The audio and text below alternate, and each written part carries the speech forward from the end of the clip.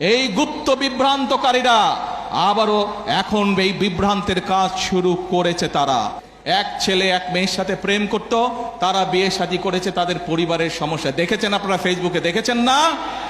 একটি পারিবারিক একটি ব্যক্তি ঘটনাকে কারা রাজনৈতিক রূপ দিয়ে দেশে অশান্তি সৃষ্টির চেষ্টা করেছে দেখেছেন আপনারা সবাই।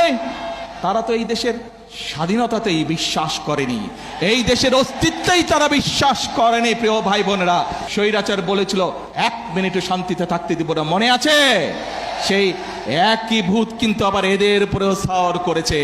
কিভাবে আইন শৃঙ্খলা ঠিক করতে হবে সেইটির কথা তারা বলে না, তারা শুধু সংবিধান এই বিষয়ে কথা বলে। প্রিয় ভাই বোনেরা, দেখেন তারা কিভাবে বিভ্রান্ত করছে। নির্বাচনের সময় আমি আপনাদের বলেছিলাম যে কিভাবে